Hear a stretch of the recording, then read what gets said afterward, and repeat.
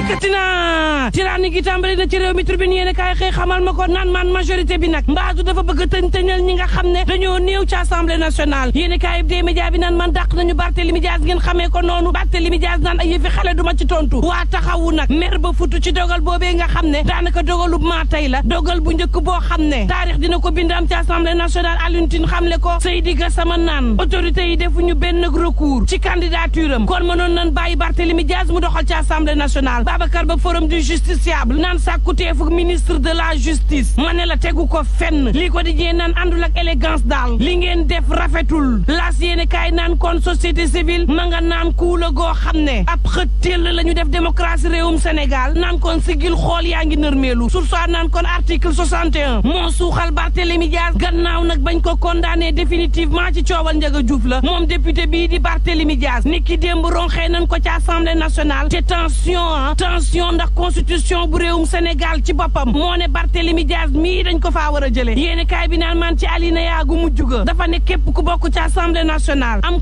condamnation pénale définitive dañ la war a génne assemblée nationale rajee la loolee nag day am ci sàkkuteefu ministre de la justice assemblée nationale dégg ndigal ni ki démb nag ma ne la ministre de la justice da leen bind rek ñu ronxee Barthélémy Dias ci assemblée nationale Déthié Fall ko wuutu woon moom it démissionné fi mu ne poste ba kenn moomu ko ca loxol Pape Djibril Fall lay daal di tàbbi Le Soleil yéene kaay naan kon commission yi nag acté nañ leen ni ki démb ci assemblée nationale taxawal leen Barthélémy Dias dàq nañ ko parce que fukki commission ak ñett mu raafle ko ci fukk ak ñeent ya fa nekkoon coowal Ndiaga Diouf la suuxal Barthélémy Dias Alioune Tine ak Seydi Gassama di naqarlu taxawu jàpp ne ma ne la état de droit ci boppam lan tàmbalee nërmeel nag ci réewum Sénégal critique yéene kaay naan kon ngànnaay lañ ko jox moom Pastef mu jël ko nag kupp bopp Barthélémy Dias fayallaahu le peuple yéene kaay naan man moom Bougane Gueye Dany daal ma nga naan xaar leen lu yées lii ñoo ngi janoog situation boo xam ne dina mitti ci ñun wala lan la askanuk Sénégal def nag ba mérité mbugal gii tax reetaan sax mënatuñu ko moom Sonko ma doon taxaw ne maire Barthélémy Dias kenn du ko rajee tey jii moo ko rajee état de droit nag daanaka roñ-roñee nay bagaasam jël congé ci réewum Sénégal Abdou Mbow ak ñamu àndal yéeni kaay bi naan man dees na saisir justice nag ci radiation Barthélémy Dias bi Vox Populi naan man maire bu Ndakaar daal moom nee na leen ci caaxaan képp ngeen nekk te man ay caaxaan duma ko tontu l'indépendant naan jële nañ ko fa moom Bart Direct News naan kon kiiru waayam bi nga xam ne écharpe la mu tegoon ko ci mbaggam lañ teggi waaye bii yoon bi mu takk ci ndiggam lañ roñ-roñee bëgg koo dindi mooy maire bu Ndakaaru Le